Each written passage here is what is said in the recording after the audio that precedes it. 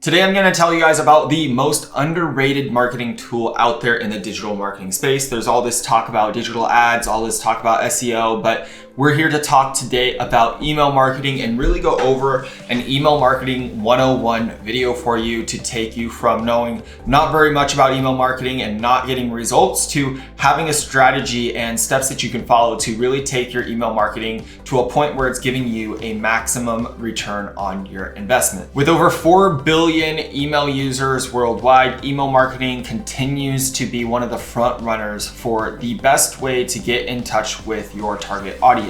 And in this video, I'm not only going to be going over how to build your own email list and create effective email campaigns that are going to convert, but first I'm going to be telling you some statistics that are going to shock you and really make you realize how important email marketing really is to your business. So why is email marketing so powerful? Well, here are some statistics that blow any other digital marketing trend out of the water. Number one is email marketing has an average of 42-to-1 typical ROI. So that means for every dollar that you spend in email marketing, you can expect on average that dollar to bring you back $42 in return. And that is insane because most people, when they're running ad spend, they're hoping for a 1 to 5 best case scenario and often getting a 1 to 2 or 1 to 3 return on investment. So putting $1 into ads and getting $3 out. Why is so much time and attention going to ad spend versus email marketing when you know email marketing is gonna, on average, bring you back $42 for every dollar you invest?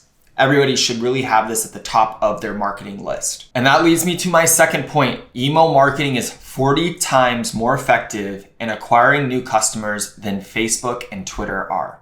And this is where a lot of people are spending so much time on Facebook and Twitter, investing into the newest hype around this gets me a cheaper lead or this gets me a cheaper 3-second video view. It's really about, hey, what's going to bring me a customer? And we know for a fact that you're going to make a lot more money with email marketing than going after Facebook or Twitter ads for that matter. Number 3 is the average open rate for an email is 20 to 25%. And that means if you sent out 100 emails, which costs typically less than $1 to do, you're going to have 20 to 25 people open that email with a click-through rate of 2 to 5%, meaning somebody is going to be clicking on whatever you've talked about in that email to go to a landing page, to go to a product page, to do something else that you're asking them to do in the call of action of your email campaign. And number 4 is 74% of customers surveyed prefer that they are talked to in a promotional way in their email inbox. It's a place that we're just all expecting these days to see some promotion, and it's a very non-intrusive way.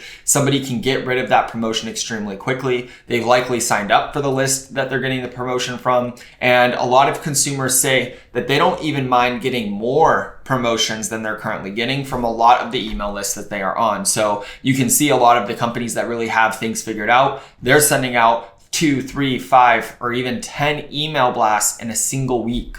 And that is because they're seeing a return on that investment. They wouldn't be putting in all that work to create all those emails and spending the money to send them out if it did not bring back money. And these are big companies like your retailers, like your car companies, like your internet providers, your cell phone providers, you name it. You're going to be seeing them send out a ton of email communication with offers. Now, hopefully that entices you enough to say, yes, I do need to really focus on email marketing. It is going to benefit my business and it's going to benefit my goals overall. So let's get down to who are you going to email? This all comes down to building an email list. Now, there's a variety of ways to build an email list effectively of people that want your information. So I'm going to go into the top ways that I have used for my clients and my own companies to build these email lists. Now, the philosophy that I have when coming to build an email list is that somebody giving you their information should be viewed as a transaction of some sort. And oftentimes this is going to be the first time that you transact with somebody, and you need to give them in return for them paying you with their name, phone number, and email.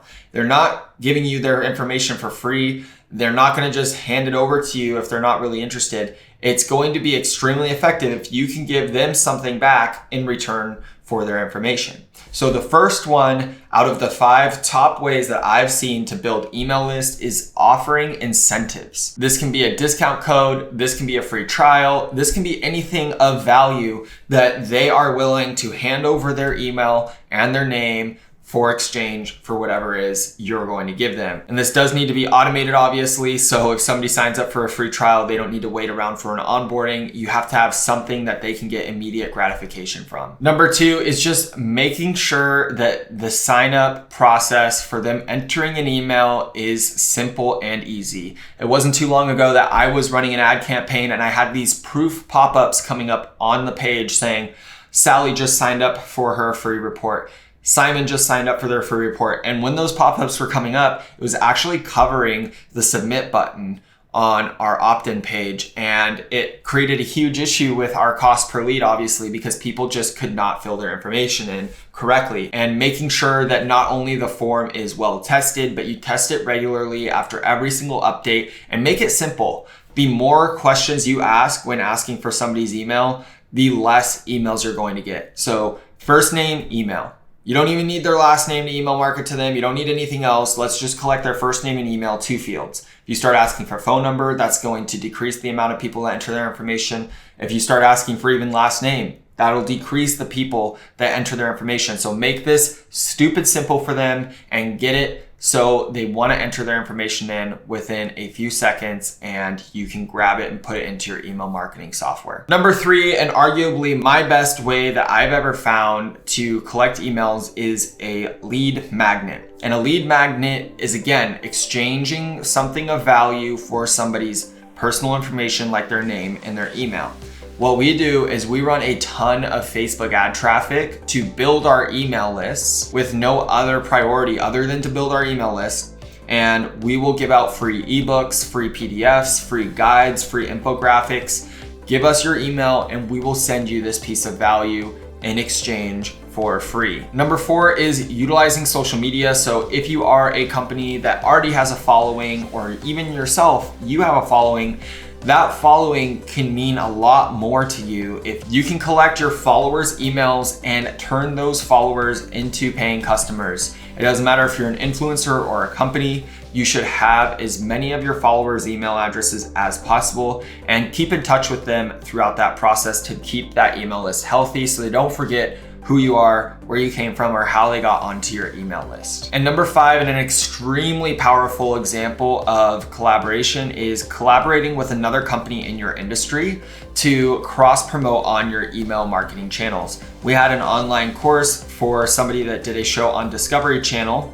And what we did is we contacted a ton of companies in that niche. It was a car niche, so manufacturers, car part makers, car cleaning companies, and we gave them a percentage of all the sales that they brought us. But what they did is they took their email list databases, sometimes of 500,000 emails, and they put our product in there, they put our email opt-in in there, and they shot it out to their subscribers. And it brought back a ton of email signups for us, as well as product sales. And we didn't have to do a single thing. All we did was, in exchange, send it out to our email list. It doesn't cost you anything to do partnerships like this, but it can be extremely beneficial to build these relationships and exchange email marketing power. All right, so now that you have your email list using the 5 different ways that I just mentioned, it is time to start building campaigns. But building an email campaign is tricky in some cases, but once you know the tricks, it's easy as cake. I'm going to be getting into next the top 5 factors that will make your email campaign a success and turn your email subscribers into paying customers. Number 1 is personalizing these emails, and personalization can go a lot further than just using somebody's first name. And by putting their first name in either a subject line or in the top part of the email, you're gonna have an entry level of personalization. And maybe that's all you have if that's all you've collected so far.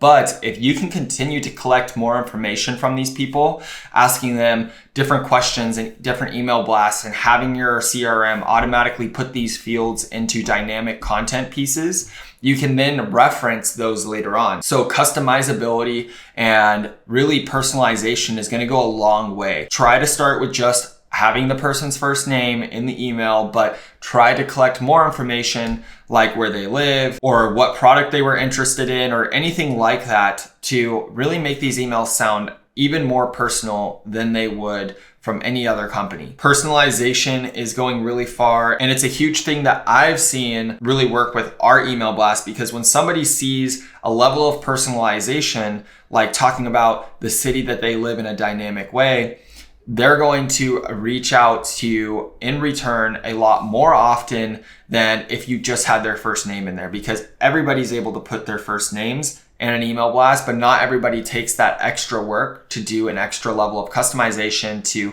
really relate to where that customer is or an interest that that customer has. The next step is segmenting your list. So once you start to collect 1,000, 2,000, 5,000, 50,000 emails, it's going to be important that you have them broken down into different lists. We break ours down in a few different ways. We use lists to base them off of what PDF or lead magnet or offer they downloaded in exchange for giving us their email address. And then we break it down in terms of engagement. So we have an engaged list and a not engaged list. And what that just means is we have certain rules in our system that are going to tell us if somebody has opened an email, replied to an email, clicked on an email, or done something with our communication in the past 6 months. And if they haven't, they're in a non-engaged list. So we might send different types of communication out to our engaged people and our not engaged people. Our engaged people might be something more like offers. We know that they're looking at what we have to say, but the not engaged people might be something targeted more towards a cold audience because they have not been reading our stuff and they have not been seeing our stuff. So we need to warm them up again. And that might take different subject lines and different content to get them back into the engaged list. Now, number 3, and the most important in my opinion, is the subject line. If you think back to this morning when you opened your inbox, arguably you probably went down your emails and said, this one's a personal email, this is a company, personal, I might need to reply to that one. And what we want to try to do is get into the personal email fields. Company, they're promotions, and likely you're going to delete them unless you're really actively engaged with that brand or you really want a promotion from that company. Now, the personal ones will always get opened. So there's a few different little tricks and hacks, like sending from your first name rather than from your company name. But the other thing that you really want to be focusing on is your subject line. I write very, very personal subject lines, so I'm not capitalizing every single letter. I'm not saying something really promotional and salesy. I'm just trying to build their curiosity up enough so they can click on that email and open it and get to my real message. And if you guys did not know, the most opened email in history was from Barack Obama, and the subject line only said, "Hey." H-E-Y. Nothing else, nothing about what was in the email or anything like that, but it was the most opened email in the history of email marketing. So that just goes to prove a point. And I take that data and incorporate it straight into my email blast. And if I were to send something out with a promotional headline with capital letters and emojis, and I send something out that's all lowercase and it's a little bit more curiosity piquing, this curiosity piquing lowercase informal email subject line is 10 out of 10 times going to get opened more than the company promotional email that I am sending.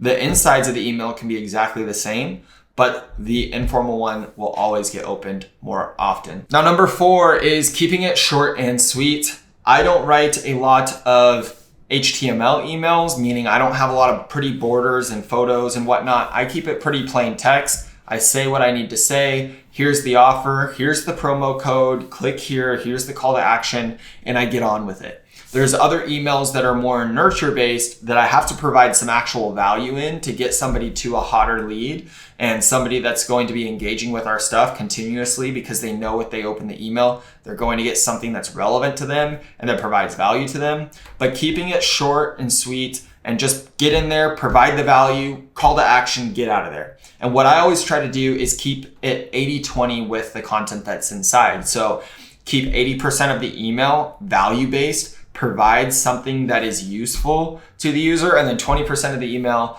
that's when you do your pitch, that's when you do your call to action. And that is going to continue to build that relationship up with your list rather than you always hounding them with offers and asking for their money. And number 5, and the way that I got to all of these conclusions around building the list and what should go inside the email campaign is test, test, test, test. Like I said with the subject line, I didn't just assume that I could write informal subject lines and it would get a higher open rate. I tested it over and over and over again until I knew for certain that the informal subject lines were better. So you can do this almost to an unlimited scale. A lot of email softwares out there allow you to send an A and a B test. So you can send the same email out with 2 different subject lines to test both of them at the same time, and it will split your list up evenly. But overall, just keep testing. Email marketing does not cost a lot of money to send out every single month. You're likely going to be paying for almost an unlimited amount of emails that you can send to your contacts every single month. So use and abuse that and really take advantage of it, because these email software providers are banking on you not even ever using the email sender as much as you can. So really get in there, test it, test it, test it. Don't assume, and find the message, the call to action, the right buttons, the right formatting, the right subject lines that work for your audience, and keep track of it. Write down what works, what you tweaked, and keep iterating from there. Now, in conclusion, email marketing has proven to be one of the most robust and, in my opinion, the most slept on marketing tactics out there for digital marketing right now. It's not sexy and it's not the new big thing. It's not digital ads. It's not all these crazy stories, but email marketing can be the biggest driver of revenue for your business if you allow it to be. A lot of people just write it off and say, I don't look at email marketing, so I'm not going to invest in it. But it has a 42-1 ROI. Why would you not put $1 in to get $42 out? It is insanity for the people that just focus on ads and don't focus on the email list. It is going to benefit you for years and years to come, because if Facebook raises their cost to advertise tomorrow, at least you have your email list to build off of. And you have your email list that nobody can take away from you, and you can continue to market to them. By building an effective email list and sending out effective campaigns, you can improve customer engagement, drive sales, and grow the business all at the same time. Now, I hope that this motivates you guys to send out an email blast. And if you liked this video, if it provided any value to you whatsoever, please hit the subscribe button, like button, and let me know in the comments if there's any follow-up questions you guys might have around email marketing that I can answer for you, because we send out hundreds of thousands of emails every single month, and I am here to open up that door of insights to you and provide any data that I have that will help you in your journey and help you make more money. Thanks for watching, and I will see you guys in the next video.